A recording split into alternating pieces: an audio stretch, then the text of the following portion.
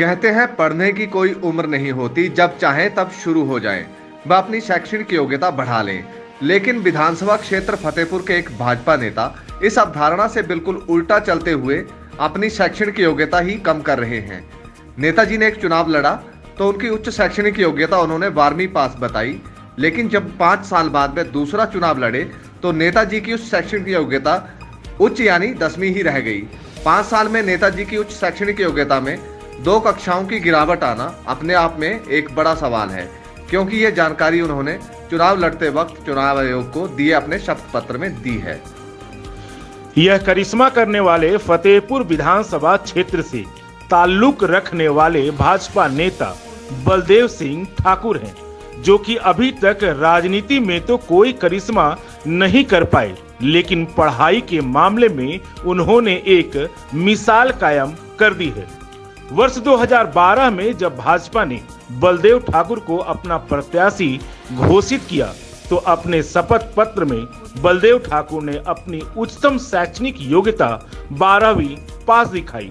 वहीं जब वह 2017 में निर्दलीय के रूप में चुनाव लड़े तो उनकी उच्चतम शैक्षणिक योग्यता बढ़ने के बजाय कम होकर महज 10वीं रह गई।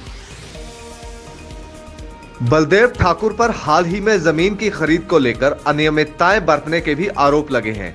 हालांकि जमीन के ये आरोप सिर्फ आरोप हो सकते हैं, लेकिन जो बात हम बता रहे हैं ये कोई आरोप नहीं है, बल्कि बलदेव ठाकुर ने खुद ये झूठ अपने शपथ पत्रों में कहा है, जो कि उन्होंने चुनाव आयोग को दिए हैं। इसे लिपिकीय भूल कहकर बात टालने का प्रयास किया जा सकता है, लेकिन उससे पहले कुछ बातों पर गौर करना जरूरी है।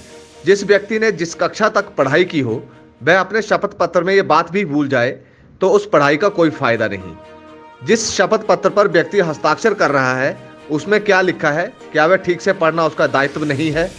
वहीं दूसरी बात की जानकारी जब शपथ पत्र के रूप में हस्ताक्षर करके दी जा रही है तो ये धोखाधड़ी की श्रेणी में आता है, जिस पर नियमानुसार कानूनी कार्रवाई अमल में लाई जा सकती है। 2012 में दिए शपथ पत्र में बलदेव ठाकुर ने 12वीं पास की जो शैक्षणिक योग्यता दर्शाई है, वहां उन्होंने लिखा है कि उन्होंने 12वीं कक्षा वर्ष 2010 में उत्तीर्ण की है। उसके लिए उन्होंने बाकायदा दिल्ली से 12वीं पास की। अपने शपथ पत्र में बलदेव ठाकुर ने दिल्ली के board of higher secondary education Delhi से 2010 में 12वीं पास करने की बात कही है।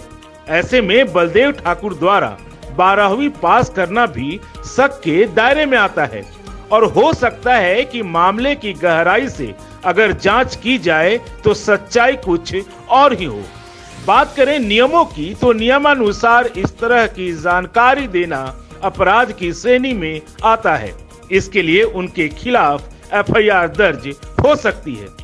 वहीं इस बारे में जब बलदेव ठाकुर से बात की गई तो उनका कहना था कि उन्हें किसी भी खबर से कोई फर्क नहीं पड़ता है। इस मामले का ठिकरा भी उन्होंने अन्य नेताओं के सिर फोड़ने का प्रयास किया। उनका कहना था कि 2017 में उनका नामांकन किसी और ने भरवाया था, ऐसे में गलती हो गई है। ऐसे में सवाल यह उठता है कि जो व्यक्ति एक विधानसभा क्षेत्र का विधायक बनने की लालसा रखता हो, उसे यह भी पता नहीं कि सेल्फ डिक्लेरेशन में वह किन किन तथ्यों पर हस्ताक्षर कर रहा है। वह विधानसभा क्षेत्र की जिम्मेदारी क्या खाक उठाएगा? अब देखना यह है कि अनुशासन का दंभ भरने वाली भाजपा, जिला प्रशासन व चुनाव आयोग इस पर क्या संज्ञान लेता है। Bureau report RV7 news.